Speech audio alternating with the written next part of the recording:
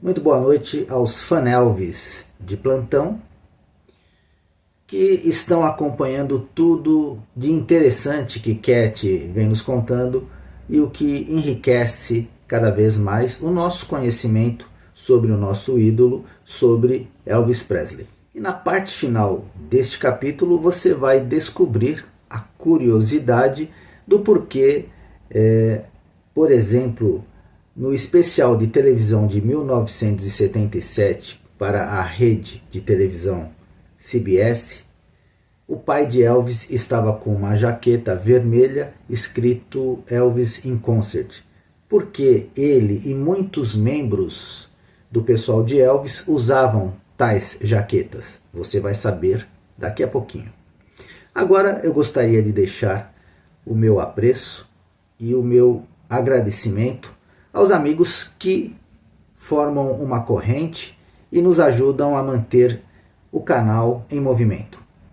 Um grande abraço e um beijo a Maria Mirene, Claudete e o Kiko, e um abraço forte ao amigo Mário Sérgio.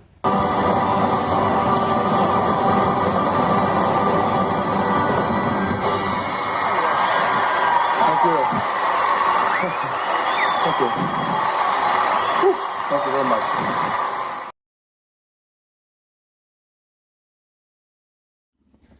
Elvis e Cat.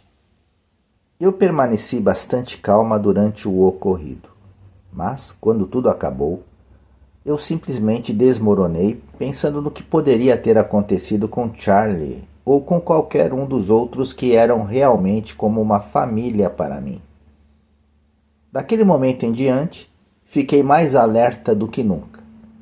Depois daquele tumulto, Elvis decidiu conseguir jaquetas para identificação porque os guarda-costas e a polícia não conseguiam distinguir os mocinhos dos bandidos. Isso nos fez sentir um pouco mais seguros. Tínhamos blusões de nylon vermelhos para o verão e a versão de inverno lembrava jaquetas de colégio, vermelhas com mangas de couro preto. Ambas as jaquetas apresentavam o emblema TCB, com Elvis on Tour estampado na frente. Minha jaqueta de verão era tão grande que caberiam facilmente 2 pessoas nela. Ainda tenho as minhas, mas agora vejo essas mesmas jaquetas nas pessoas em todos os lugares. Acho que algum fabricante decidiu comercializá-las em massa. Há um poder particular que certos indivíduos possuem: a capacidade de gerar enormes quantidades de energia para multidões, despertar seus espíritos e elevá-los a um nível de excitação. Uma vez que este nível de energia é despertado, o ciclo é concluído, pois tudo é redirecionado novamente de volta ao originador. Elvis exibiu esse poder diante de multidões de mais de 100 mil pessoas, enquanto elas se concentravam em cada movimento seu. O presidente John Kennedy tinha isso, assim como Martin Luther King. Este tipo de energia também emanava de Hitler, que a utilizou de forma desprezível. Elvis nunca usou o seu poder para o mal. Na verdade, ele era generoso e amoroso e amava verdadeiramente seus fãs. Era grato e gentil com eles. A propósito, houve muitos políticos que tentaram usar o poder de Elvis para seus próprios ganhos, mas, embora Elvis tivesse fortes convicções políticas, ele nunca teve nada a ver com esses esquemas. Elvis era principalmente um forte conservador, porém temperado com liberalismo compassivo. Ele era extremamente patriota e acreditava em devolver ao país uma parte do que lhes havia dado. Ele fazia questão de pagar cada centavo devido ao imposto de renda. Ele também considerava importante apoiar o presidente, independente de seu partido político. Ele era muito versado nos acontecimentos atuais e debatia interminavelmente. desde assuntos como as eleições para o xerife do condado de Shelby, passando por projetos de lei pendentes no Senado dos Estados Unidos, até disputas internacionais de fronteiras no Oriente Médio.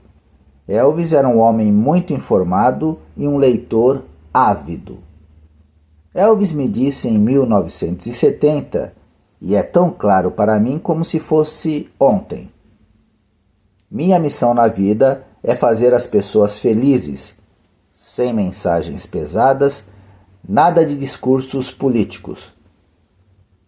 Ele acreditava que quanto mais você dava, mais você recebia, e certamente provou essa teoria repetidas vezes. Não importa o quanto Elvis cedeu, mais pessoas continuaram a chegar. Penso que todos podemos estar gratos por Elvis nunca ter usado o seu poder para outra coisa senão para aquilo que ele acreditava ser a sua missão nesta terra. Uma vez me perguntaram em uma entrevista se algumas multidões eram mais intensas que outras. Acho que as multidões no sul ficavam mais emocionadas. Claro, Elvis era do sul. Aos olhos deles, ele era um dos seus, ele pertencia a eles. Ele foi criado na parte deles do país, frequentou suas escolas, cantou em suas igrejas. Ele era um garoto da cidade natal, não importa em que cidade do sul tocássemos. Elvis também tinha um grande relacionamento com os sulistas.